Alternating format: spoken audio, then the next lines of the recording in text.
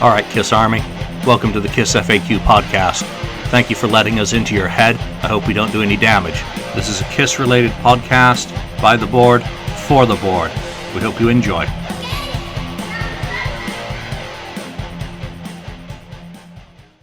Oh, hello again, everybody. I didn't see you come in. Welcome to episode 59 of the KissFAQ podcast.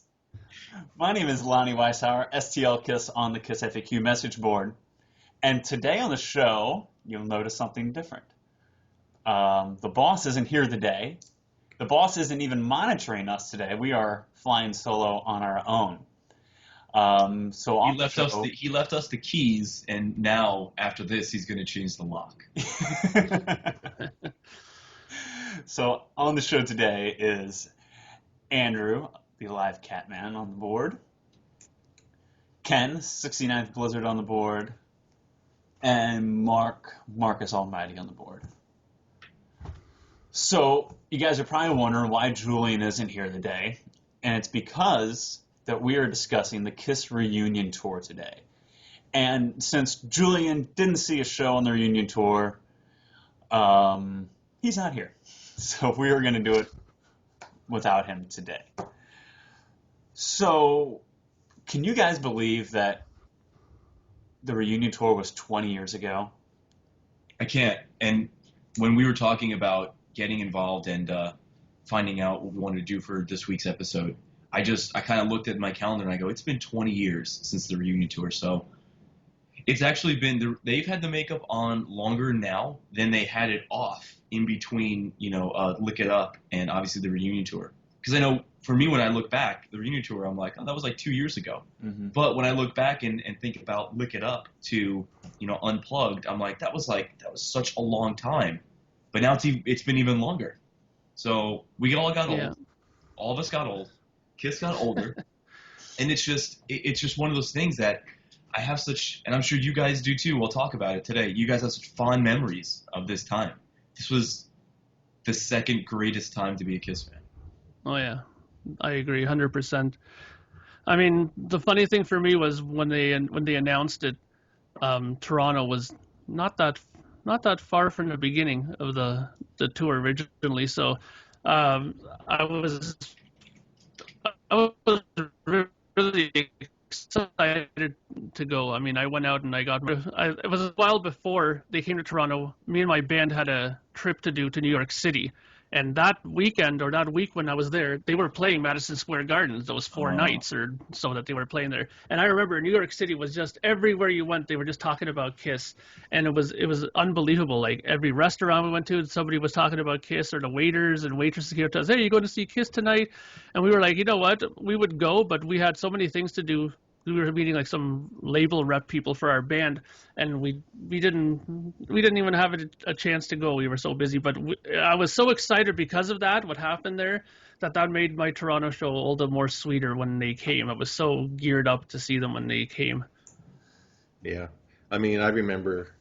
I didn't think it was going to ever happen, to tell you the truth, because of their relations, or so-called relations between them and Paul Jean versus Ace and Peter, and I mean, I was very happy. I didn't think I'd see it, so I thought, oh, this is cool, going to be able to see them again in makeup. I hadn't seen them since the Creatures tour in makeup, so I was looking forward to that old 77 style too, because I had missed out on that. I came in at, my first show was 79, so I didn't see them in the like a live type, a live 2 type stage, which is my first album. So that was what I first got me into it. So it's kind of perfect. I'm like, oh great, they're gonna do the live 2, type thing, 77, Love Gun look. So I was looking forward to that. Did you guys think? I mean, I was 10 years old when this started, when this all came about. In like January, February 96. So I was 10 years old. And I turned 11 by the time I saw them at the end of the year. Even at 10 years old, I knew my life was going to change forever because of this. I just knew. I knew then, because now they were coming back. And I remember I was a fan, but I didn't understand at the time. I was 10 years old. I didn't understand. I thought that they were gone or something had happened, and I know I had Kiss Meets the Phantom, and I know I had whatever. But when they came back, I was like, oh my! I was like, I'm gonna get to see this. And I remember this, and I can't find this clip anywhere, and I'm really disappointed that I can't find this clip. But I remember during The Simpsons, Kiss landed on top of the Hard Rock. Was it in Vegas? I think it was in Las Vegas. It was in Vegas, yeah. And they were giving away tickets to Tiger Stadium. And I remember Paul Stanley was like, you want them. And I was like, yeah, I do. Yeah, mom. Obviously I didn't get to go to Tiger Stadium because I was 10 years old. But I remember all of those things, and I just remember thinking, I'm like, they're coming back. And then all of the hoopla and all the media got on board, and they were everywhere. And then I'll get into later what happened at my first show. But what a magical time. Yeah, absolutely. It's hard to believe that it was 20 years ago because my memories from that tour and from that time are so vivid. Me too. That it's like Andrew said, life-changing things stand out in your memories. And maybe it sounds silly that the Kiss reunion tour was a life-changing thing for us, but for me it really was. It was really cool. I was in a unique place that I was in high school when the reunion tour happened. You hear a lot of guys about being in high school like during 76, 77 and getting made fun of for liking Kiss. For me, I got that same treatment 20 years later from guys my age that didn't get the whole Kiss reunion thing, didn't get this band wearing makeup type thing. It was foreign to them 20 years later, just like it was foreign in the 70s to people. And it's still foreign to people today. And you're exactly right. I mean, but I totally played into it. I sewed Kiss patches on my backpack, and I didn't care. Just you hear about guys in the 70s, they didn't care. This is my band, and you were proud of it. And it really was life changing. The fact that like Andrew said, I was a fan before the reunion tour, and the reunion tour just propelled me into super fandom. I liked Kiss, don't get me wrong, but I was a big Guns N' Roses fan at the time too. But think about '96, Guns N' Roses is breaking up, and Kiss becomes larger than life, and it just larger than life again. And it made my number two and my number one and my number two band change spots on my list of favorite bands, so to speak. So. Well, don't worry. I won't hold that against you. Well, thank you, Andrew. I won't hold it against you. You're a sweetheart. You guys want a room or something? Or?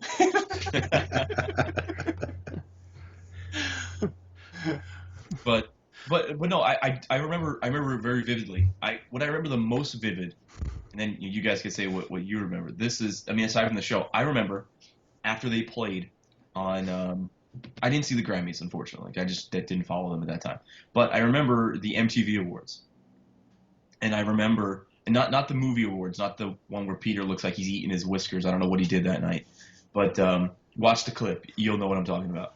The MTV Video Music Awards, they performed from the Brooklyn Bridge. And it's funny now because I know so many friends of mine went to that. But of course, I was too young to be, doing whatever, trying meeting people in different ways. But I just remember watching them. I remember watching that damn show and waiting and sitting through Puff Daddy and Bone Thugs and Harmony. And I just remember it was torture. Even to an 11-year-old kid, it was torturous.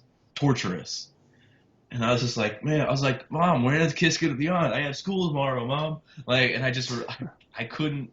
And then they were on, and I remember, and at the time I wasn't sick of Rock and Roll Tonight yet, so I still thought it was cool that they were playing Rock and Roll Tonight. And then what was even cooler is that when they were rolling the credits, I saw Ace singing the song. I'm like, Mom, look, they're still, wow, where? I didn't understand. I thought they just played for the show, and then that was it. I had no recollection, but I just remember that so vividly watching Rock and Roll Tonight. It's funny though. You mentioned the Grammy Awards. I was at my friend's house, my bandmates, and we watched the Grammys just because it was something to do. And he had heard rumor that there was going to be something going on because they kept hinting at it before that something big was going to happen at the Grammys, right? And I remember the reaction of my friend when they came out. he looked at the screen and he looked at me and he goes, "That ain't Kiss." He was convinced that was just people dressed up as Kiss, and he was like, "That's not them." He goes, "There's no way." He goes, "These guys hate each other. That's bullshit. I call bullshit." He was like, he totally was convinced that was not. It was just some staged thing. And I was like, I don't know. I looked at him and go, I don't think it is. I think that this could be it. You know, they could be getting back together again. And because even when they panned to the people in the audience, like, you know, they had the Eagles there and people from other bands like the Chili Peppers and that, and they were like totally in shock. So that kind of, to me, made it look like, you know what, this could be legit, because they looked surprised. I mean, they probably would have known if it was some kind of a hoax or some kind of a, you know, bullshit thing, but, you know, they looked convinced. I was convinced, but it was funny the reaction that some people had that I knew of. They were like, "Nah, that ain't real, man." So I mean, it's interesting people's different reactions to the situations. Yeah, I saw them on the Grammys also. I mean, I saw it live. I watched the Grammys. I kind of same always here. watched the Grammys regularly anyway. So I remember, I think I must have heard about that there was a possibility there were going to be something about them being on the Grammys. I don't know if it was like if Kiss Otaku or Kiss Asylum saw something on those websites, which I used to visit way back then, right? Mm-hmm. So yeah, I remember hearing something about it. I said, okay, well, I'm gonna be watching anyway, and sure enough, here they are. I'm like, holy cow, they're really gonna do it. You know, they're back. You know, I'm so glad you mentioned that. I'm sorry to cut you off, Lonnie. I'm so glad you mentioned Kiss Otaku, Kiss Asylum, because not only was this my chance to see Kiss again, but they made me go on the internet. Mm-hmm. I wanted more Kiss. Yeah. So I was on Kiss Otaku. I was on Kiss Asylum. And this was my introduction into everything that what I do today. As silly as it sounds, I went online because I wanted more Kiss. And it was a dial-up modem, and it was nothing like it is today. Can you guys imagine what it would be like if Kiss were to come back today and how we get the information like that? Because at that time, we were scratching for any information on Kiss, anything. It would have had impact, but it wouldn't have had the same if we came back now. Because we didn't have access as quickly as we do now, just like you said, Andrew, that whole anticipation of trying to find more information just made that build up all that stronger for it. And I think that really played well into their hands for that. Mm-hmm. And I don't know if you guys know this either, but they turned down every TV interview, except there was one station on I think it was, I don't know what affiliate it was, but it was on Good Morning America in New York City when they were at the Garden. And they even said it there that they've turned down all interviews. And if you go back and try to find things that they've done today, they didn't do that back then. They weren't on Jay Leno. They weren't on David Letterman. They should have done Saturday Night Live, in my opinion. But they tried to bring back the mystique, and they were really cognizant of that whole thing. Like, there wasn't a whole lot of merchandise yet. I mean, I know in between the reunion tour and the Psycho Circus, that's when it all blew up again. But at this time, they were still kind of that band that they were really popular, but just not popular enough to kind of skate past if you weren't paying attention. I mean, it was great going to the magazine stands every week and seeing Kiss on a bunch of magazines. It was great, you know, opening up the newspaper and trying to find Kiss tickets. Can you imagine doing that today? No one would do that today. And there were so many things about this time. And then you get like Metal Edge magazine, and you're like, oh my God, they're coming here. And then that's how you found out about the tour dates. Well, I mean, remember the magazine show? We both had the Kiss Rocks the World magazine, the reunion tour magazine. Oh, yeah. That's how you found out. That, and going back to what you said about Kiss Asylum and Kiss Otaku, that was really my introduction to the internet as well, was because I was clamoring for any more Kiss information I could possibly get my hands on. And that's how I found out about, like, the Lost City tour dates was on Kiss Otaku. That was the first place I saw them. And I saw that they were coming back here on the Lost City to St. Louis on the Lost Cities tour. I was like, oh my gosh, I'm going to get to see them again. Because I had heard rumblings that they were going to do another run through the States in the spring of '97.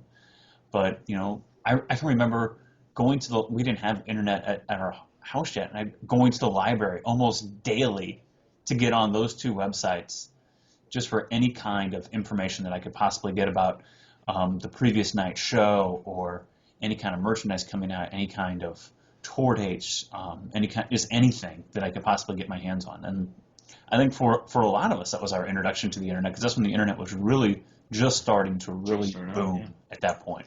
Yeah, it's interesting too because I had a few friends because of my band and stuff like that, where I had people in the States that I knew, and I knew some people in Europe and stuff. And when this happened, my phone was another source of calling up these people and seeing if they've heard anything through the media outlets that they've had to hear about things in general about what's going on. Like in the States especially, I have a couple of friends in Florida and California, and I was like, if you hear anything, give me a call. I wanted to know what was going on, right?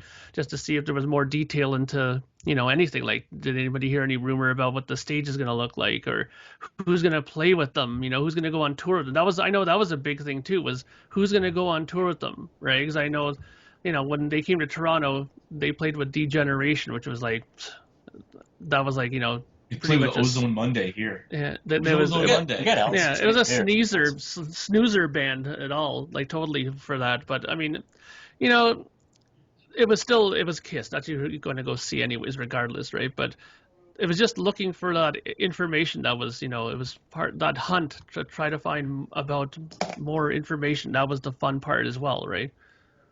Absolutely. I mean, and like Andrew was saying, like those Hit Parader magazines, those Metal Edge magazines. That's how you found out. That was just your source. That was like your pipeline of information. Those Kiss Asylum, Kiss Attack websites were just your pipeline. So you saw them on the Lost Cities tour, right, Lonnie? I saw them, on the Lost Cities tour, and I saw 2 shows in the reunion tour, Lost Cities tour, and I saw them the 3rd show of the reunion tour, and they played St. Louis. Okay, all right, because I saw a first leg show as well. Mm-hmm. Obviously, so my brother like Rock Bottom and Watching You. Yes, oh yeah. Yes. Before they came out. Because I didn't get to go to see them at Madison Square Garden. My brother actually went. I think he went the 4th night, the night they cut Beth, and I know that because I got the video. So he went that night, and I just was like, well, why can't I go? So I remember, I don't remember what led to this, but I know my mother and I were looking in the newspaper like 4 days before they were supposed to play the big New Year's Eve show at the time it was called the Continental Airlines Arena. Prior to that, it was the Meadowlands. Yeah. And then after that, it was the Izod Center. Now they totally demolished it. Anyway. Oh, actually, it was called the Brendan Byrne Arena. There's some trivia for you. And some New Jersey trivia for you. Anyway, so we were just looking in the paper, and we're just I think she was just trying to humor me because everybody was trying to get, top dollar for these Kiss tickets. So I'm like, we're never going to find them. But we found 4 tickets at face value right on the side of the stage. And the guy was like, I can't go. My wife has tickets to Beauty and the Beast or something stupid. He's like, so I got to sell them. So we call him up, and he goes, listen, someone already says he's going to come buy them, but if you get here first, you can have them. So we're like, get in the car. So I remember we drove over an hour to go pick up these tickets. And I also have a really vivid memory of Don't Speak by No Doubt playing in the car. Me going, this isn't half bad. So, but I remember I got there, and this guy's house was like a mansion. And so we give him the money. He gives us these 4 Kiss tickets. And it was literally 4 days before the show. And I couldn't contain my excitement. And I remember it was freezing cold that December. And standing in line for the show, just waiting for Kiss. I remember I bought a poster. I wasn't able to get a T-shirt, but years later, I bought a T-shirt. I think right on the FAQ board, someone was selling one, and I can't wear it because it's like extra large or something. But I still have a shirt from that event because they were still making event shirts at that time. Cool. Yeah, go on. Yeah, and the other cool thing about that is like right after, I think maybe it was about a year and a half after that. That's kind of when eBay was starting to come about, and tape trading was kind of mainstream, where I was able to access it, and I found that show. I mean, it's missing the first 5 songs. Yeah. I found that show. That's a really good. Yeah, and I just remember watching that and thinking like I was there. I was there for this. Yeah. One thing that's kind of I'm curious about with you guys is that I saw them in Toronto on the first leg, and then on the Lost Cities tour they came to Hamilton, and I went to that as well. Oh. But in Toronto, there was a guy that used to always go to these shows. I don't know how he snuck in. He was like a mole or something, this guy. He'd always go to every concert, and he'd bring in his video camera. And every weekend, you would see him on the corner of Yonge and Bloor, I think it was, around there. And he had his little table set up, and he had all these videos of concerts that he filmed. So shortly after they came to Toronto, I went back to him and I said, "Hey, do you got the Sky Dome show for Kiss?" And he goes, "Yep." He had like 4 copies of it. So, and he had it right there, so I bought it. So I have a copy of that exact show that I went to in Toronto. But I mean, I've always wondered if you guys ever had a guy like that in your cities that actually was a known filming person that you could get shows from your city from. Yeah, there was something called, and they're probably still around today, called the New York City Bitch Committee. And it's like, it's a bunch of guys that film these shows. And the other great thing that was happening around this time is there was a store in Brick, New Jersey, which, I mean, if anyone doesn't know, I'm a Jersey boy. I don't live there now, but that's where I was born and raised. And there was a store called the Rainbow Rockatorium, and the guy that ran it, his name was Gary Danko. And I don't know if he was part of the New York City Bitch Committee, but he was like heavily into selling bootlegs and all that stuff. And that's kind of what, propelled me into collecting bootlegs. People would ask me, "What do you want for your birthday?" I'm like, "I want the Kiss bootleg from Gary," and so I would get bootleg tapes for like Christmas or birthdays because that's what I wanted. Mm-hmm. And if you think about it now, I mean, can you imagine someone paying for? No one pays for that stuff anymore. Everything's all traded or on torrents. But Gary, he knew, and he would get shows in, like, I guess at that time, soon after they would happen. Like, I remember the Psycho Circus show that I went to. It took him like 6 or 8 months to get it in because, the guy had to edit the VHS-C tape with 2 VCRs and blah, blah, blah, and all that stuff. But I knew that he had ties in that, and he was my source to go for all of that stuff. So, and it was cool. That was just more, it was more Kiss. Because does it ever piss you guys off that Kiss was never a B-side band? They never released, singles or different stuff. If you wanted more Kiss, you had to go for the bootlegs. And that's what I did. Mm-hmm. That's what I still do to this day. Ken, what about you? What did you see a show on the first leg, or what shows did you see on the? I don't know. It was August. It was late August in San Jose, California. I've been trying to pull up Kiss Monsters. And they did do. I was looking at the set list. They did do Watching You was on there, and King of the Nighttime World, and so on, and Rock Bottom's on there, and so yeah, they did a good set. So there was no disappointment there. And I remember I got tickets. I thought I was always able to get good tickets or good seats for Kiss. But this one, everyone came out of the woodwork that never had seen him or just heard of him, heard of the spectacle, and so on. It was the thing to do that summer. Yeah, and I got there as early as I could, to get tickets, and I was pretty far back though. I bought 4 tickets, so the more tickets you buy, the less chance you're going to get closer to. If I bought 1, I probably would have gotten a lot closer, but I was pretty far back. I was disappointed in my seats, but you were there. You were there. I was there. Speaking of getting tickets, I mean, it was back in the day. You got to keep in mind it's 1996. There is no online sale to go get. There's no Ticketmaster.com to go buy your tickets. Right. You had to go and get your tickets, and we went to the what used to be famous bar around here. We used to go get. Was where we went and got our concert tickets at. Oh, hold on. I don't mean to cut you off yet, but how fucked up is that? Like, he's like, "Hey, here's the concert I went to. It's on my phone right now." Yeah. Like, how, like, can you Crazy, can you imagine that? Like, no. dig into your 1996 headspace, and you had to jam that VCR tape, and you're like, "Oh, I forgot to rewind it," so you had to rewind it. And you didn't want to watch that VCR tape too much too, because you didn't want to ruin it. That's ruin right. it, yeah. And furthermore, if you were like me, we were always up on technology. We didn't even we were like, don't rewind it in there. That ruins the VCR head. Mm-hmm. So we had a separate rewinder. Oh, yes, the rewind tapes. Yeah. Yes. Yeah. Because, I forgot to rewind, so you got to take it out, you got to put it in, you got to rewind it, then you put it back in there, and then, oh, man, I got to adjust the tracking, got to put it on tracking.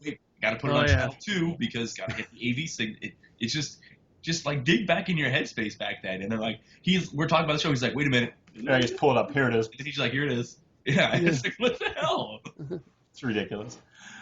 But, speaking of, Ken was saying, being so far back, I mean, they would give out line tickets at Famous Bar. And every day my brother and I would go get a line ticket. And then, they went on sale, a Friday afternoon. So by the time the tickets went on sale, we had like 10 different line tickets between the two of us. Like, all right, we're going to get good seats.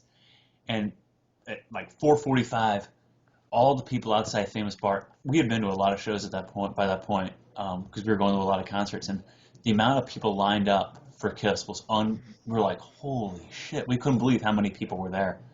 And they drew the line ticket, and then you lined up accordingly, and we're like finding which one of ours is closest. Like, all right, this is the one we're going with. All right, we should be okay.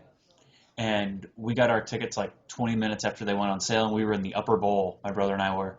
And I remember distinctly walking out of there thinking, okay, we're in section 303, and all these people were still lined up to get tickets. I'm like, these people aren't getting tickets. It's going to sell out here in the next 5 minutes. I mean, it's almost gone right now from what we had. So it was just a crazy, crazy time. How fast those shows were selling out. And I was doing a little research last night that they played 192 shows on the reunion tour, and 127 of them were sold out. Yeah. And the ones that weren't sold out were really close to being sold out. And the ones that Yeah. weren't sold out, you're exactly right, were near capacity. I mean, that's... Yeah. I mean, Well, I mean, that's I think to me that was kind of to be almost expected, I would think. I mean, the build up to it was done so well, and there was so much hype to it. I mean, if you watch the Kissology and you listen to the what's that called, the track, the commentary, that's it. Yeah. Thanks. The commentary, they were mentioning how Doc McGee would call them up and say, okay, this went online for this show, boom, it's sold out. We added a second show, it's sold out too. Like, it was going that quickly, and I mean, that's a testament to how well they prepared the people for the tour in general. I mean, people were so salivating over it, and as soon as tickets came on, boom, they were just eaten up. So, you know what? Looking back now, you could see this. You could see this happening in so much clarity. I know, Ken, you say that you didn't see it happening, but if you just look back, the writing was on the walls. Probably in about '93 is when the writing came on the wall, because Revenge didn't pan out like it should have, because we all know it's a great album, but it didn't do what it should have done. So they started caring about their past. History was coming out. They were doing things that were, not cashing in on the past. Well, I guess it kind of was, but they were just showing respect. The Kiss My Ass message to Ace and Peter inside. Yep. I was just going to mention where that. I first said, you know what, I think it's going to happen. Mm-hmm. Where it might not happen this year, but I think it's going to happen soon. Yeah. That was the olive branch. Yeah. That with the Unplugged also. Yeah, and then Unplugged. Well, not even Unplugged. Remember the convention. The convention tour even really showcasing their past. Yeah. I knew, when I look back and I read back the history, because I do that a lot, because I still love this band.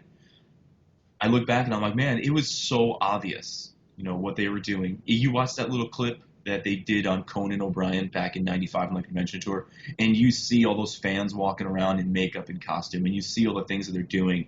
This band, and you could almost kind of look at Eric and Bruce going, they have a job pretty soon.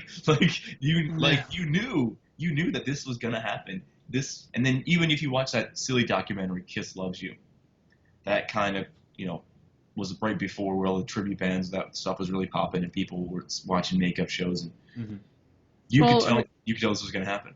But it's funny because when you mention about the people wearing the makeup, during that time, at least here in Canada, a lot people, when they were going to concerts here, were not wearing the makeup as much when they went to the shows here. Like, there was just an odd person here and there who would wear it, especially between the time of, let's say, Crazy Nights to Revenge. People were not really doing it too much.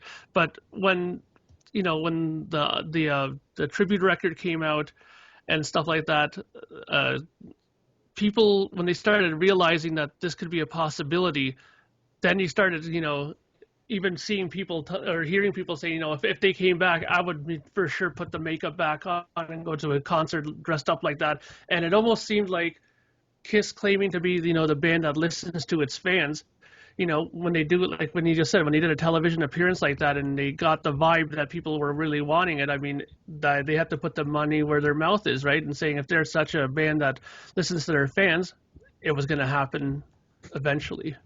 You talk about the build up for it, and MTV Unplugged had aired, and Ace and Peter were still touring together on the Bad Boys tour after that. Yeah. And it came to St. Louis in December of '95. It was one of the last shows that they did on their solo tours.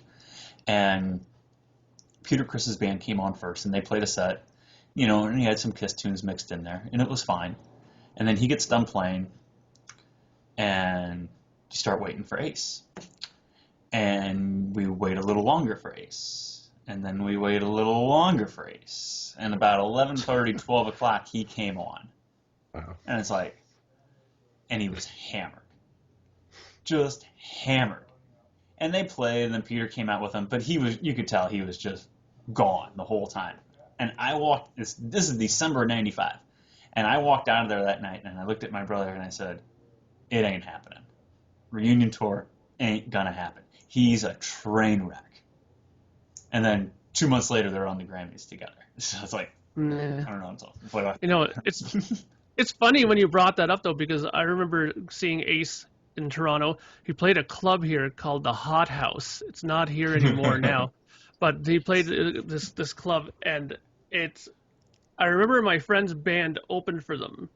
So we got in early and stuff like that. And I made the mistake of going to the bathroom while the club was still kind of, half empty.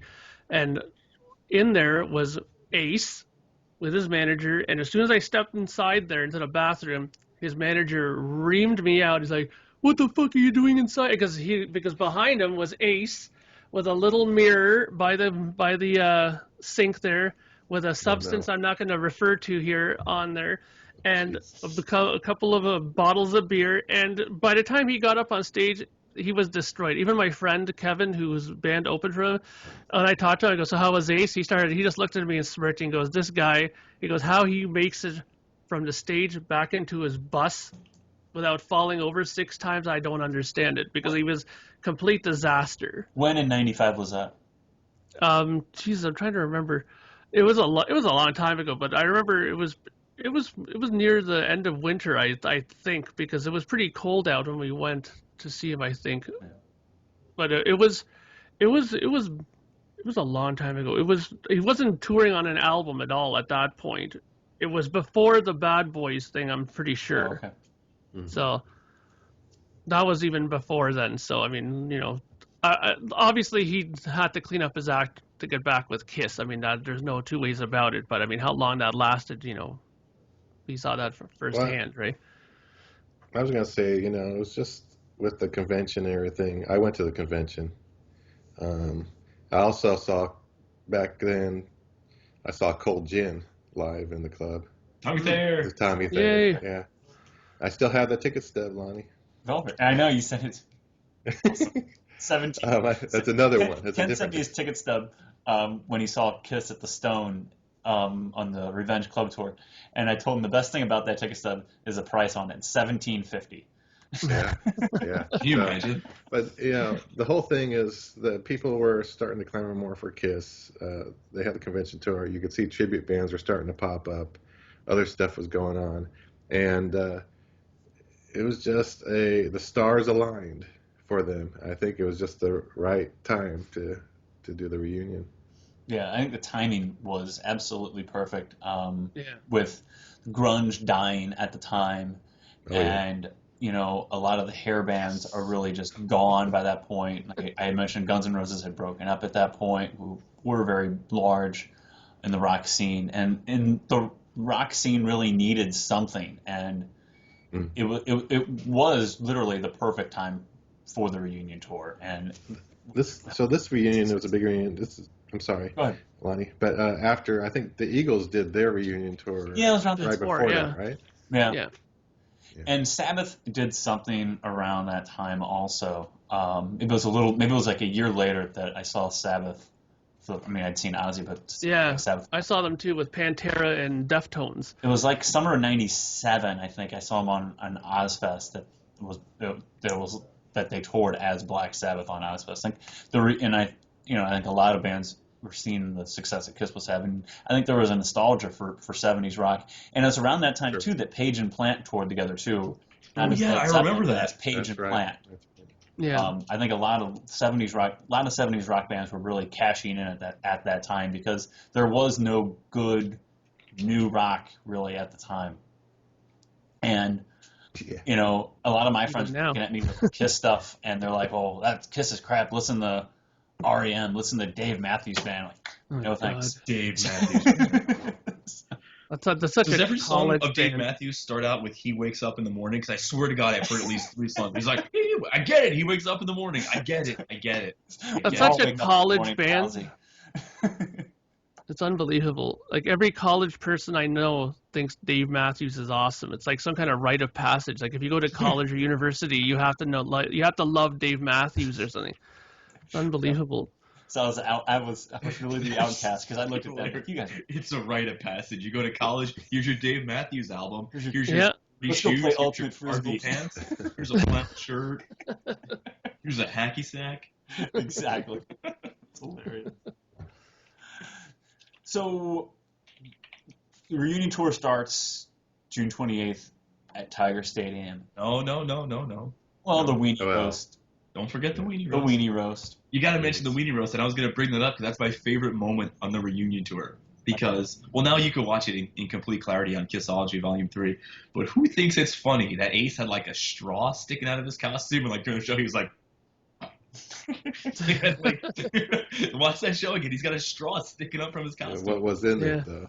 It actually was probably water. I'm not going to say it was drugs or anything like that, but it looked Dehydrated. like it just might have been the straw for the water bottles. Because you know they use those big water bottles, those really really long straws that you see them on stage now. Right. You didn't see him on stage then, but you see him on stage now. But it was just funny, like you're watching the show and like Ace is playing, and then he's like, There was actually that's why he had it in his pants. It was that bulge. It was the champagne bottle. I just couldn't. Strapped to the leg. And then my other favorite part of that show is like throughout the entire show, I think like the guy who was manning the siren was new, and he was like, Yeah. should I test it out now? All right, it works. All I right. think now's a good time. Let's test it Long again. time. Let's test it again. There was a lot of I don't think technical he made it to glitches on Detroit. that. Like it was funny how many screw ups happened during that show. But I agree with Andrew. I mean, I kind of really have a soft spot for that show as well because it's just so raw, and so you can't put your finger on what it is, but there's something almost appealing about the show. It's just so mistakes and all, warts and all. This is Kiss. And it was pretty cool actually. It wasn't that bad. I mean, sure the siren went off and their back line of amps sometimes got screwed up. I don't think it came up properly or it didn't start at the right time, or Ace broke a string during Love Gun and had to stop it, and it was just so Paul's many guitar things was that out of went wrong. tune. He actually Yeah. melted from the Black Diamond intro. It's out of tune, motherfucker. Yeah, so I mean, but that's just it, I mean, that's real life. That's real gigging and shows. I mean, Andrew knows that just as well as I do, that those kind of things can happen at a show, and probably did, but you have to move forward and keep going on, right? Mm-hmm. Actually, Lonnie, you were at the Indie Expo when we had all those sound issues. Yeah. And it's funny to me because I think, I thought Kiss handled themselves really well in the Weenie Roast, but like when like stuff like that goes wrong for me, it's like a light switch that you flip on, and I just become like extremely angry, and I don't care what's going on, I don't care what you're doing, just fix the problem like immediately because I got to play. I can't be sitting here plugging things in. That's your job. Rich was really not happy when that was going on. None of us were happy. No. None of us were happy. So, and it was a rough day, and you guys can go back and watch the clips on that, or you can watch the clips of Eric Singer making fun of me all day. That happened too. That was the most entertaining part of the day. Yeah, for you guys. So the Weenie Roast and then Detroit. I think it's odd that the four of us here, between the four of us, none of us claim to be at the Detroit show because everybody I know, it seems like, claims that they were at that Detroit show in '96. No. Not me. I was There's too ways young. to go for me. So My brother actually got married the day of the Detroit show, so it was, and not that at 16 years old I was going to be able to say, yeah, I'm going to go to Detroit and see Kiss when they were coming to town, and less than a week after that, it just wasn't in the cards. So, but I got to see him early on July 2nd, 1996, right after that Tiger Stadium show, and I was at the time I was really happy that I got to see him early on. One, because it was so new, and at the time you don't have the access to set lists the next day, or even as the show was going on, even. Yeah. You know what I mean? And it was cool because I remember driving to the show, and of going to my brother, what do you think they're going to start with? Do you think they're going to open with Detroit Rock City or they're going to open with Deuce? What do you, you didn't know. It was, and that aspect of it is just gone today because, set list just as it's happening. And speaking of the set list, it was really unique that they didn't play songs that weren't on the first 6 albums other than New York Group, especially until they added I Was Made for Loving You later in the tour. But to completely ignore the rest of their catalog and focus on those core 6 albums and to be true to themselves and true to what they were doing, I thought was very well done, and it's something that they could have screwed up on, but they didn't. This is what people want, and they were. People could say that Kiss isn't as in touch with their fans now, but they were very in touch with what the fans expected for that reunion tour, and they were very true to it. Well, you guys, it was a point in time where we had finally gotten rid of the fits like a glove, and I know all you guys that were in those 80s shows. More power to you, because I wouldn't be able to sit through No, Fits Like a Glove, and Under the Gun, and all just garbage. I can't stand it. Lick It Up is probably the last album I can stomach, and then you get after that, it's like there's maybe a handful of songs. So we had finally weathered the storm, and now we're back. And can you guys believe that at that time, Strutter and Shout It Out Loud were like, oh my God, they're playing this again. And then fast forward to now, it's like they're still. Like, can we drop Shout It Out Loud? Can we drop Let Me Go? And they were like playing Let Me Go. They were playing 100,000 Years came back, and we were like losing our shit. Now it's like, oh my God, I don't want to hear 100,000 years. Well, that's the problem when you limit yourself, though, to a certain block of music, right? I mean, when they were playing those songs back when they were actually coming out, they were only playing certain songs anyways of those, and they seem to just go back to those same ones anyways, right? But, that's the problem, is as soon as you limit yourself, you're going to have that happening. Because, after a while, how many years they've been playing now in Makeup Against Me? Like you said, they've been in Makeup now longer. Right, and they're just playing essentially songs like that. Every once in a while they'll put in a Hide Your Heart, or put in like a Tears Are Falling or something like that. Once in every blue moon they'll put something in, or they'll put some Creatures songs in, right? But if you limit your back catalog in your live repertoire, you're going to run into that. That's the one reason why I've always loved Rush 100,000 times better. You notice I used that there. 100,000 times better than Kiss, because they never did stuff like that. They've always accessed their whole catalog, always played stuff from different periods, different time things. They never said, we're not going to play from this or that. And I think if Kiss did that, I think they would appease more of their core fans. But that's the thing, they're core fans, not Joe Average who just comes to a show because, hey, Kiss is in town. Those people probably don't even know what King of the Mountain is or half of these other songs, right? Well, just remember, at the time, Kiss, there weren't a whole lot of core Kiss fans at this time. They were kind of limping along the years before the reunion tour. Well, I know it was us. Yeah, but we would have been fans regardless of the reunion tour or not. It just kind of threw our fandom into overdrive. But remember, they had to not only please us, but they had to please the masses as well too, because this was a mass tour. That was the show, though. They had to please the casual fan that was coming to see them on the radio. Yeah, but remember, they played "Do You Love Me," and they hadn't played it since '77, so we were flipping out. Oh yeah. And then they put that outro on "Do You Love Me." I was like, "What is this?" Which they say it was the original outro of the album, which I don't believe. But that's the thing. The show is what did that, though. Because I brought my sisters with me to one of the shows, and they never got into Kiss. They never knew anything about Kiss, and they were thoroughly entertained. They loved the show, but that's why, because it was the show. That's what they had to do for the new people, is they had to reel them in with the show, because the songs they weren't going to do it because they didn't know the songs and they didn't listen to them beforehand, right? So that's why the show had to be spectacular. And these people don't know the songs.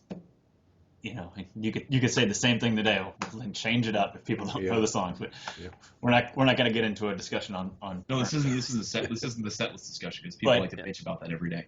Exactly. You can go to the FAQ if you want to hear it. You go to the FAQ, listen to this too, so it doesn't matter. But Well, let's I talk guess about let's talk about staging though.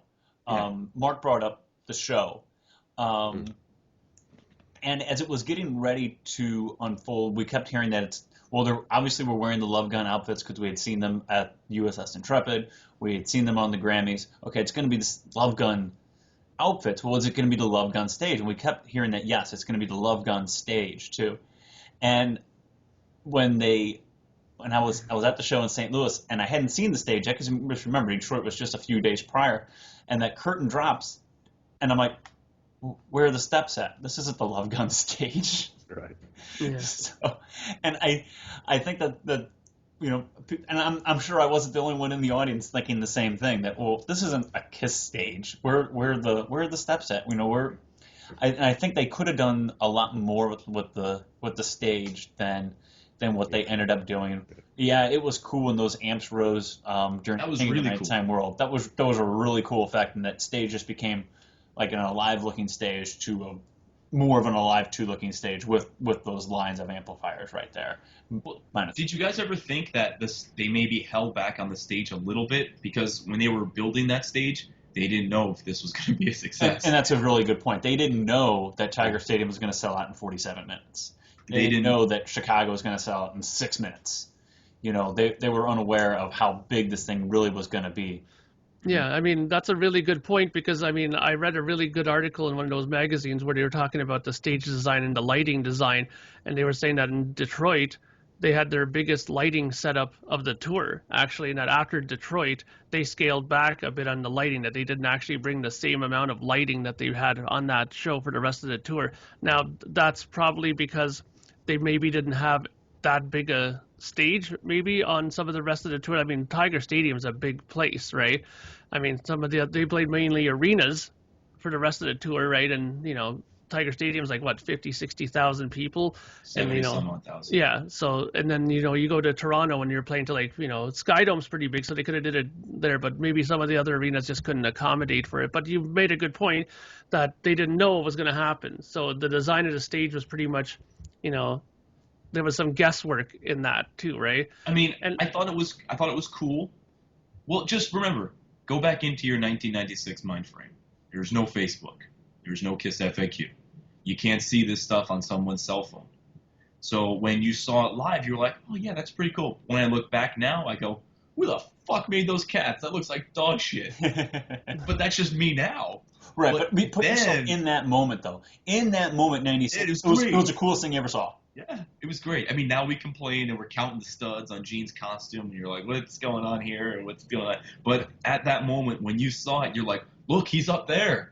You know, and that's all you cared about. You didn't care that, or maybe the opening isn't as big on the reunion tour costume as it was on Gene's Love Gun costume. You're just like, look, he's flying. Or look, there's Peter Criss. Or Ace is shooting a rocket. You didn't care. You were completely immersed in that. You were completely immersed in that show. Right. More so than any other show. I say that because by the time Psycho Circus came out, the internet obviously was leaps and bounds bigger than it was in 96 and 95. So you had the internet and you had Kiss Online at that time. So Michael Brandvold was posting a lot of pictures on Kiss Online. And you had these huge galleries, for Kiss Online during the Psycho Circus tour. So it was awesome. it was a completely different experience on the Psycho Circus tour than it was on the reunion tour. So Yeah. I just remember, like, looking back, you're like, what the fuck? But when you were there, it was like, oh my god, this is Kiss. Yeah, but that's also the double-edged sword with this is that they hyped it up so huge for the reunion tour that where were they going to go from there? I mean, Psycho Circus came and they had to either up it or they had nowhere else to go except down, right, from there, right? So that's kind of the problem I think they had there. I mean, that tour was cut short, right? Mainly because they were saying, from what I read, that the thrill was gone, I guess, to some of the people, right? They went there, they saw it. Now it was kind of like the 3D thing. They hyped it, but it did never work that well. People were saying, it didn't do anything for me when I sat where I was. So they were, it was a little hit and miss. Well, that. there was, and I don't want to go too deep on the Psycho Circus tour, Right. just because we want to talk about the reunion tour. But I actually made a really great post on the FAQ about this, and I want to let me see if I can find it. because how do you find Really your... great, huh? Well, it was just a while ago. He's proud of himself. No, because it was because I had actual figures in the post. I'm trying to find. Hold on. Well, while Andrew's looking for that, Yeah. So talk about something else. I want to find this because it's actually it's a good rebuttal to all those people that say that Psycho Circus tour was, it didn't do well and blah blah blah. I kind of... well, interesting. Ken, what did you think of that? You saw Kiss in '79, and you saw Kiss on the Creatures tour, and you saw them in the '80s, and that Kiss comes out. Obviously, you're seeing them in makeup for the first time since the Creatures tour. What are your impressions? Did it? You sludged through all those '80s shows with the Crazy Nights tour, with the Asylum tour. Was it? Did it live up to your expectations when they came out with the stage, with the costumes, with Ace and Peter? Honestly, it didn't live up to my expectations from what I had seen, at least on the makeup, things I had seen in Dynasty and Creatures of the Night. It didn't quite live up to it, and then in that meantime, while they're in their non-makeup period, I was starting to get bootlegs and things, so I was seeing the old stuff. Mm-hmm.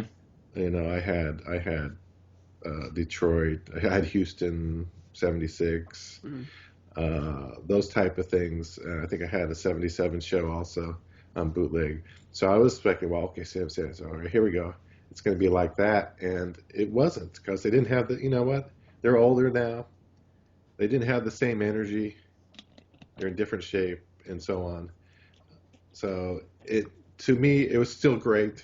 It was still great. They're back in makeup. They're rocking out. But it wasn't the same energy that I'd saw on video. It just wasn't the same energy. Was not there. So from that standpoint, it was a slight letdown for me, though. It's hard to say it's a letdown because it was a reunion and they were back together. But from that standpoint only, it was let down. But otherwise, I was so happy to see it, and it was kind of a blur. Like I said, the first time I saw them in '79, it was a blur. I can't even remember half of it. It's just happened. I was just so excited about it. Yeah. Your first experience, like you, Lonnie, that was your first experience, I think, with the makeup. So it was the first time I got to see the band, actually, because I told the story last week about me missing the convention tour, and then when the convention tour came through in '95, and I'm 15 years old, and it was $100 to go. No 15-year-old. I don't have that kind of money at 15. I just don't. You know what I mean?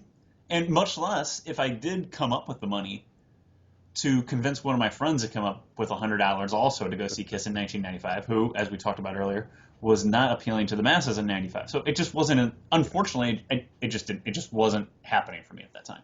So, like you were saying, though, like my memories of that show and that day are so vivid because not only, was I seeing Kiss in makeup for the first time, but I was just seeing Kiss for the first time too. I have memories of driving to that show even with my brother and Strutter being on the radio and my brother and I looking at each other like, never heard Strutter on the radio before. They're playing that. They're playing "Do You Love Me" on the radio, and getting to the show and seeing that merch booth outside, and just the mass amount of people around that merch booth, and picking out what shirt I wanted, and getting the tour book, and waiting for Kiss after Alice in Chains.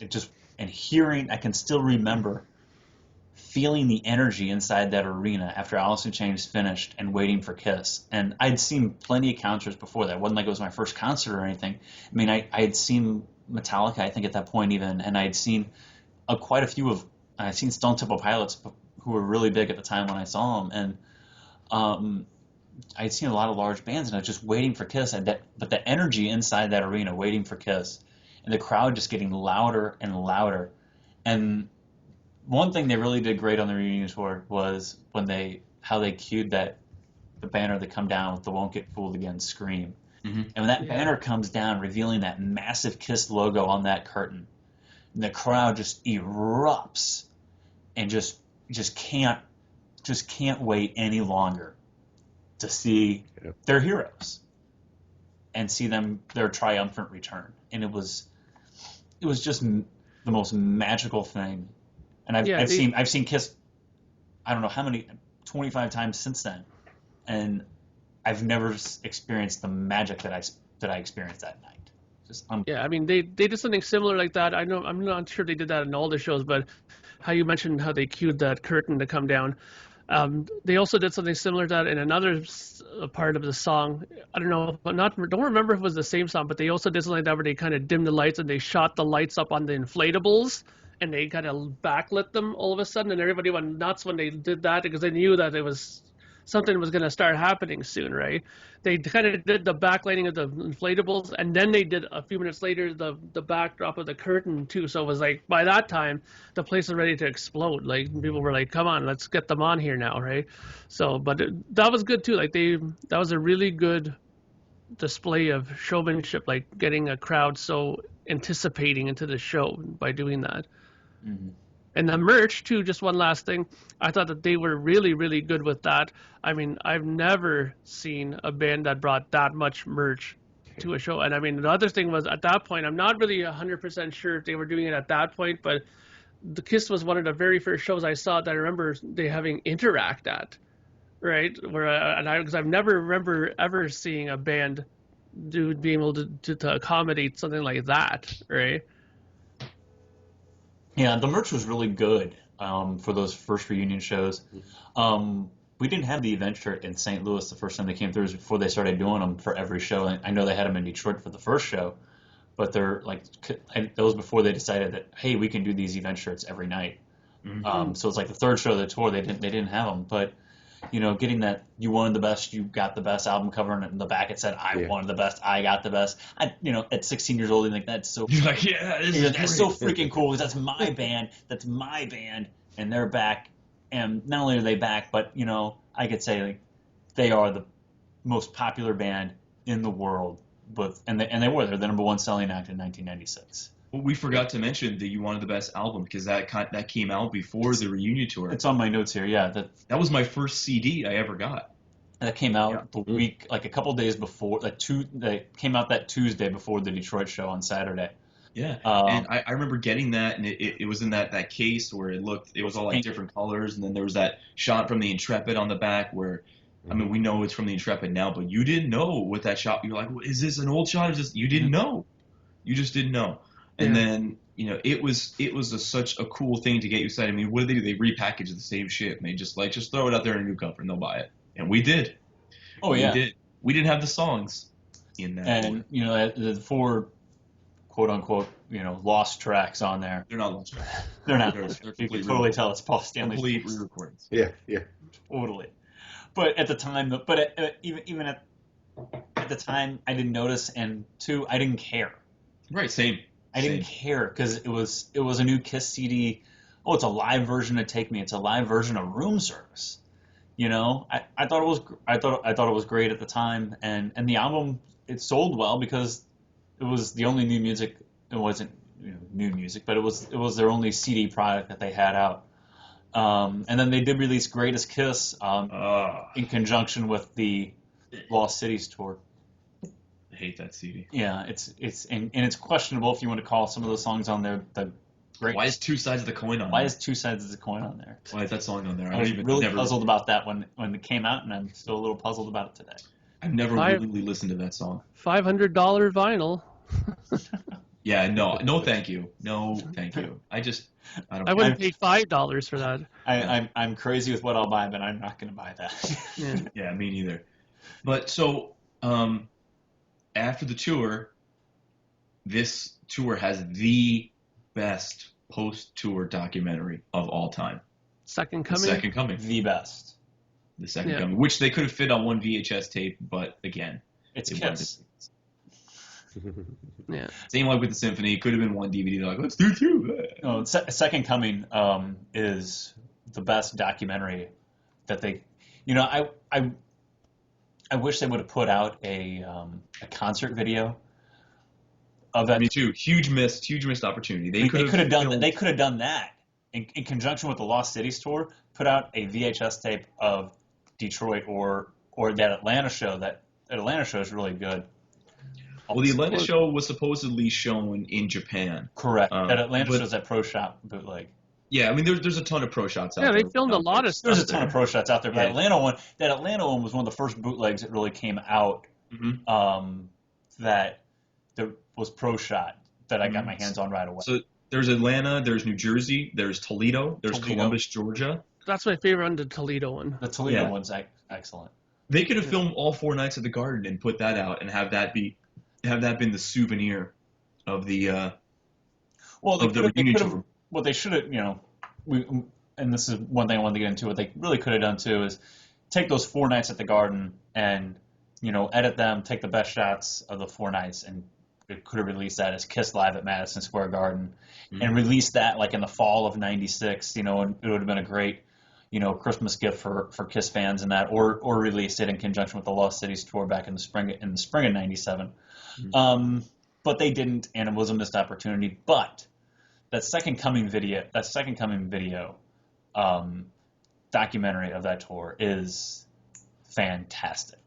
Aren't you guys unhappy that the Second Coming purposely left out certain things? Well, I mean, Where's the Peter Criss fiasco from '97. Yeah, where's that? They didn't talk about it. Well, because they have to keep an image, they have to make it look They good, made it look like still. we're best friends. Yeah, they have to make it look like we're all for one for all, just like how they lied on "You Wanted the Bestest Song" on Psycho Circus. We're all great, we're all together, and we all know it's a bunch of crap. But they have to make that image, right? They do show Eddie Cannon playing drums on the Second Coming video. Do they? Where? They do. It's on. I have a DVD copy of it, and they do have it on there. Not the store-bought one. I'm certain it's because I just I watched it. don't know. They don't talk about it. I have a DVD of that. But- Well, you guys out there watching, you tell me, am I crazy? You're crazy. You're crazy. Yeah, Because I know that I have a store-bought one. There's no Eddie Cannon on it. The only disappointment I had with that Second Coming is they should have put a full show on there, in my opinion. One full show. It's got to be on there. These little snippets, it's like, I want more the live stuff. But it was missing that, as far as I'm concerned.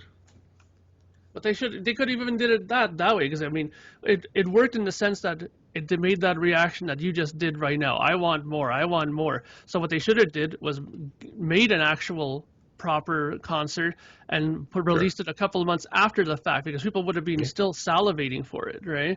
Yeah. What we got Greatest Kiss. And the Second Coming didn't come out until right when Psycho Circus was coming out, also. Right, November 24th, Right. So 1998. so we sit through the tour. The reunion tour ends July 5th, 1997 in Europe, and Finsbury Park in London.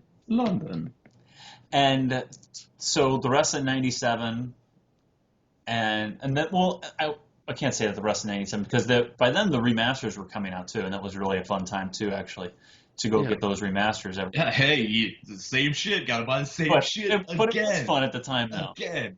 But whatever, we all went out and bought the remasters, though. Yeah, so you bought them on vinyl, then you'd be like, oh man, I gotta put it on cassette in my car. Let me buy it on cassette. Oh wait, cool. Let me buy it on CD in 1987. Great. So I bought it on CD. Oh what?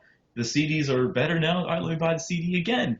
Oh wait, master for iTunes. Let me buy it again. 2014 vinyl remasters. Let me get them again. Exactly. But every band hopes that they could do something like that, and very few can do it. Black Sabbath is doing the same thing right now, though. They reissued those albums when they're on tour. And they're awesome. I bought a couple of them. They're phenomenal. So it's not just Kiss. Yeah. I just get mad at Rush did it. Peter Gabriel did some really awesome, half-speed remastered of his first 4 albums. They're awesome. Like, they sound great. Sometimes it's worth getting. Yeah. Well, we talked about some of our favorite videos from the tour. What about audio bootlegs? What are your guys' favorite audio bootlegs? Pittsburgh 96. Pittsburgh 96 is a great one. That's a great one, and it's not a soundboard either. I think it's just a DAT recording of some sort. It's a really good sounding audience recording, but it sounds like it's soundboard. That show is awesome.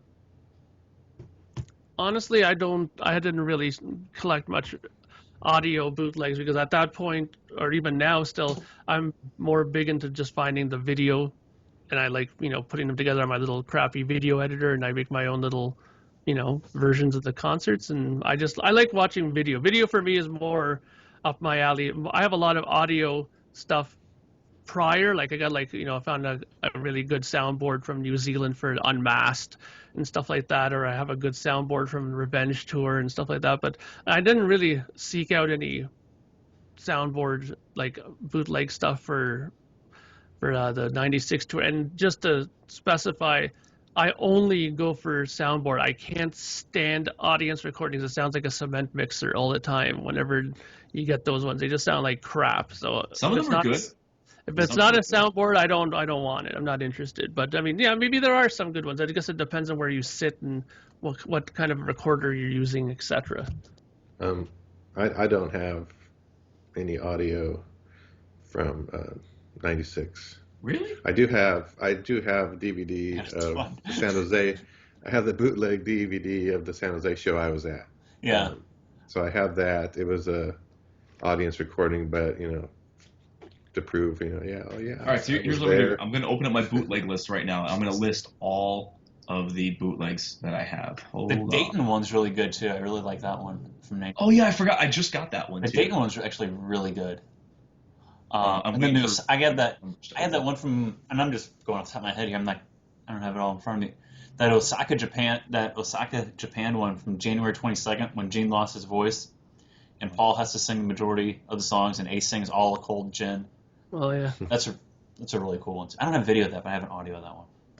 All right, so first I'll do video because I have a ton of video. Obviously, I have the Tiger State. I'm not talking about I'm excluding everything that's on Kissology. I have a full one-camera show from Tiger Stadium. Yeah, I get that. I've got your St. Louis show. I got that too. It's a good show. It's not a bad one, really. Not a bad one. I got Chicago from July. I also have Pittsburgh from July as well, the video. I got Baltimore Nights at the Garden, Donington, 2 different versions of Atlanta, Albany. I got them here in Cleveland because they played Take Me. I've got the Halloween show from Irvine. I've got the Netherlands, Rotterdam. One of my favorite ones is Nassau from New York City. Nassau, Long Island, because they do Deuce and then they do I Stole Your Love second. So I thought that was really, really cool. Also, I said I had the show I went to at the Meadowlands. I got the Osaka show where Gene loses his voice. Mm-hmm. I got the Eddie Cannon show, Columbus, Georgia. Toledo, Ohio, another great show. Got another St. Louis show from 97. April 15th, 97. That's up there too, yeah. I have that one. I have the Rock Am Ring show. That was from that's a really Germany. Good too. I got another one from Stockholm. I think that's it for video. Audio, I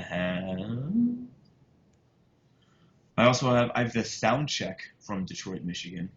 I have Pittsburgh. I mentioned. I have Donington, Atlanta, Lexington, Kentucky. I don't know why I have that. I have Hiroshima, Lexington was Japan. second night. That's why we have that. Well, no, Lexington, October of '96. Oh, okay. I don't know. And then I have a Wheeling, West Virginia show that's good. Second. And then Utrecht, Netherlands. That's what I got. So very nice. More video than audio. Because I love video as well. But most of my collection is from prior to Reunion Tour, which we're not going to talk about yet. We'll talk about just the Reunion Tour today. Yeah, but that Atlanta show from '96. I think while it was going on, I had Atlanta from '96. I had St. Louis in '96 because it was circulating around here at record stores, and I had one of the Madison Square Garden shows from '96. And we talked about watching those and not wanting to watch them too much because remember it's '96. It's all VHS, and you don't want to wear out your tape and you wear out your version of it because you ruin it. You're screwed because it's a bootleg.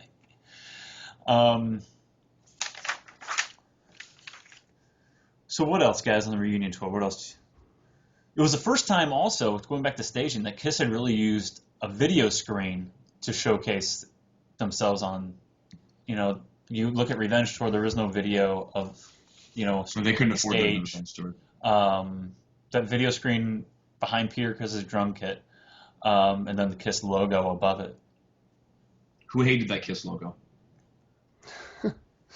Because Andrew knew it was wrong. It isn't right. Well, that is the correct Kiss logo, but it's just not the lighted Kiss logo were used to. It's not the lighted Kiss logo you thought you were going to get when you the 76 to 84 lighted logo. Right. Which again, looking back, I complain now, but when you saw it then, you were like, "Look, there it is!" It's like, huge. that's all you cared about at that time. One thing on the Lost Cities tours, Paul Stanley was when Paul Stanley started flying out to the Yeah, audience. his flying trip. And I got to see that on the Lost Cities tour, and I thought that was one of the. Now when he does it, you're kind of like, all right, he's been doing this for 20 years now. Yeah. But at the it's time, so that was cool when he comes over you, and you're like, "Look." reaching for him. I never reach. I'm always just like, "Look." He 3 years ago now. Damn, 3 years ago when I saw him on the Monster tour, he literally flew right over me, and I was like, "Look." And it's so funny because like I make fun of it now, but like when you're there in the moment, all you can say is, "Look." That's all you can do. Like you get so enamored by the moment. Yeah, but I saw it on the show I was going to Lost Cities, and I thought it was one of the coolest things.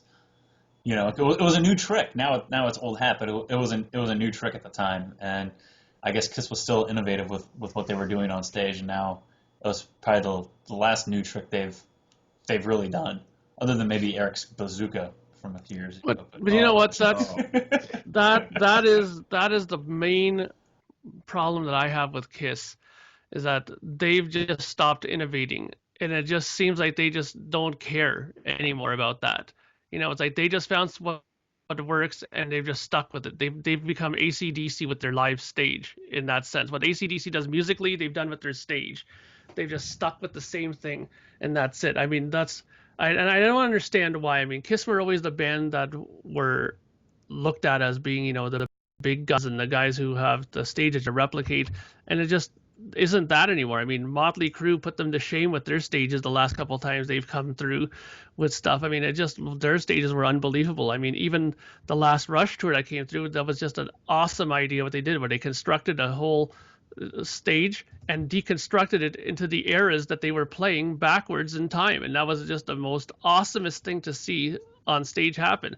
And I mean, if these guys can do stuff like that, I'm sure Kiss could afford to do something, maybe not the same thing, but something similar where they could innovate and think of doing something. I just don't understand why they've just given up on it. I thought the Spider was cool. I thought the Spider was real cool. I thought the Las Vegas stage was cool too. Where they had the video wall open and they had the video walls going up. I thought it was cool. Right. Yeah, but I mean, come on. I mean, other than that, I mean, the Spider worked sometimes. It didn't work other times. Like, come on. Like, the Vegas thing was just at Vegas, pretty much, right? They took it to Japan. They took it to Japan. Okay, but I mean, we didn't get to see it here, right? They haven't toured yet. Maybe they're going to tour. Who knows? I will complain the least about Kiss's staging and all of that. And this goes back to, 96, because you never thought you were going to see it. You never, and I don't know if you guys thought this, but I thought after the reunion tour, I thought that was it. I thought Kiss is done. I thought that.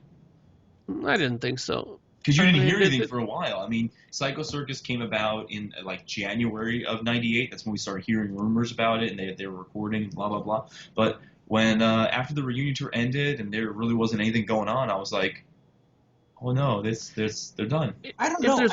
I think I can remember. And maybe Andrew, you can go look at that St. Louis show from '97. But I think Paul said something on stage. Said a lot of shit about wanting to do an album, though.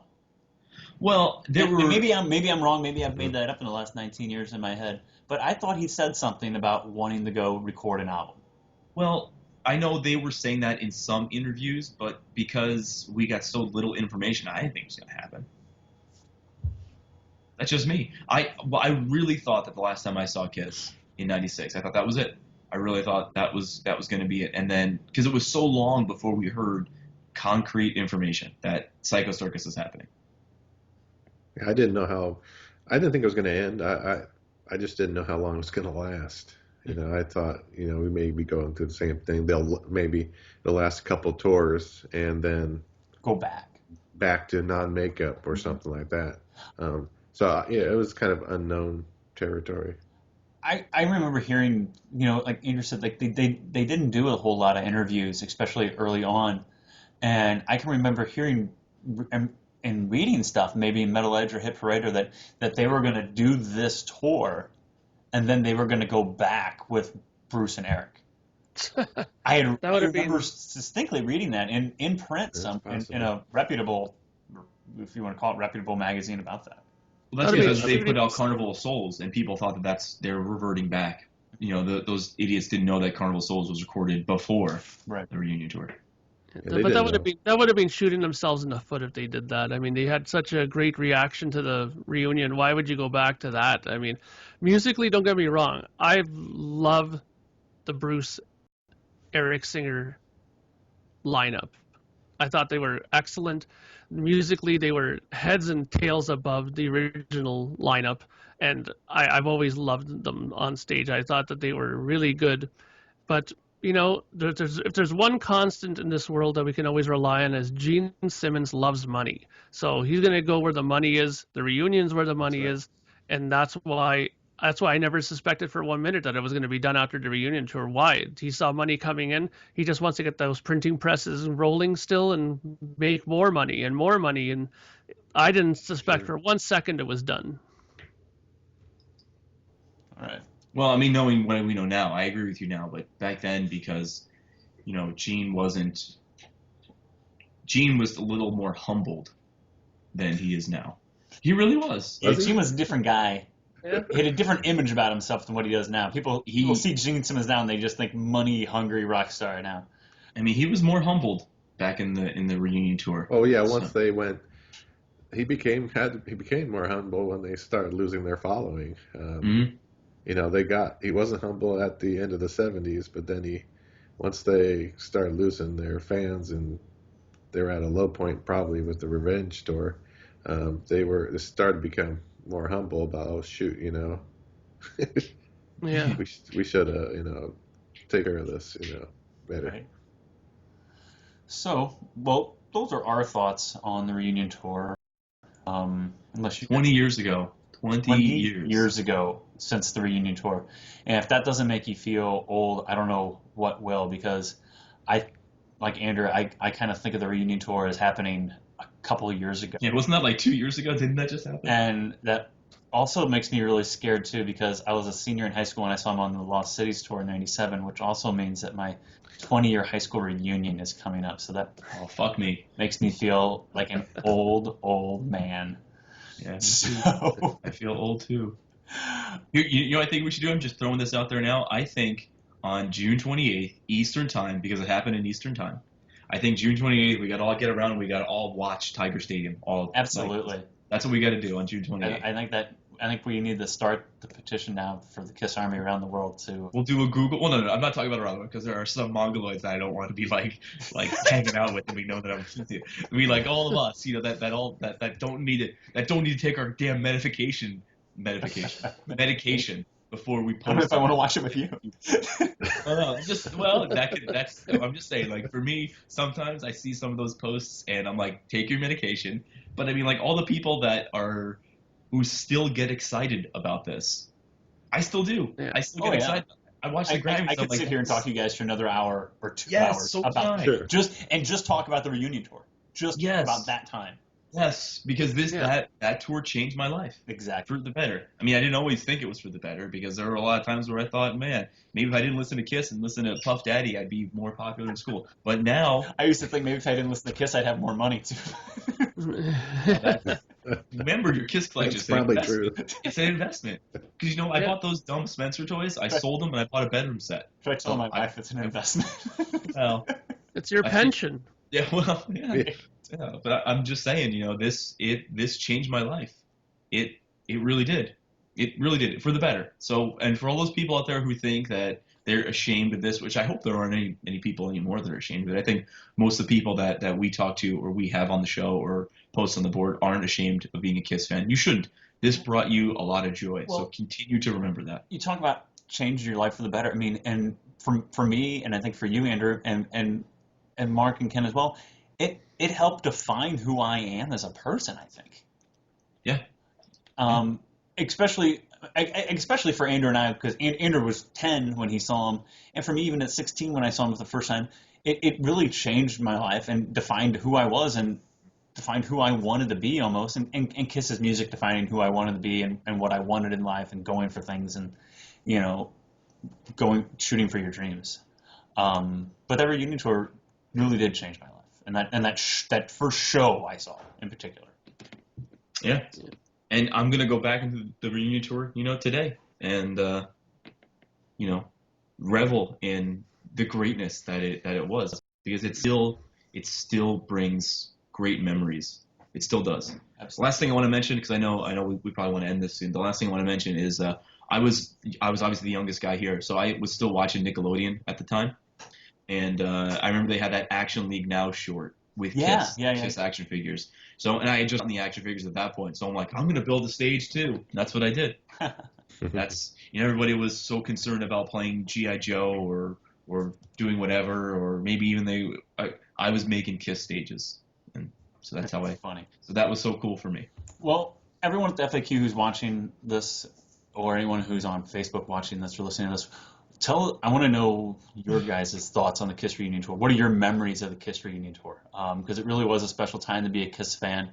Maybe the second most special time ever to be a Kiss fan was in 96, 97. So what are your thoughts on the Kiss reunion tour?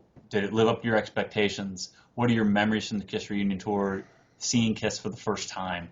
Leave us your thoughts on the FAQ message board. Leave us your thoughts on the Facebook page. Leave us your thoughts on YouTube. Remember, you can not only watch the show on YouTube, you can stream it on your phone on the Spreaker app. You can subscribe to the show via iTunes, and you can download directly at the Kiss FAQ. But leave us some feedback. Leave us some feedback on the iTunes. Leave us some reviews. And also make sure you check out some other really cool Kiss and podcasts. Also, Andrew has his own Kiss podcast. I knew that was coming. Kiss My Wax. I was gonna do it at the beginning, so we just get it over with. But What was that? If you think Andrew talks too much here, well, you should go listen to Kiss My Wax. Yeah. I actually talked the least on Kiss My Wax, which is because Tom is so full of knowledge, and he really is an asset to the whole vinyl collecting thing. As full of knowledge as Julian is, and I gave Julian a hard time at the beginning, but Julian just could not make it today, and I hope that we told him to stay home. You didn't see him on this tour, stay home. I hope that people didn't tune out that Julian wasn't here, and I hope that... No, they saw me. They're like, he's chewing gum and he's too close to the camera. Every time they always got something to say. So... But thank you, everyone, for listening. Thank you, Julian, for allowing us to do this show without him today.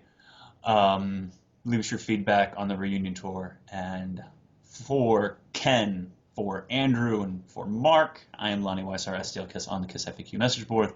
Thank you for listening to the Kiss FAQ podcast. You stay classy, Kiss Army.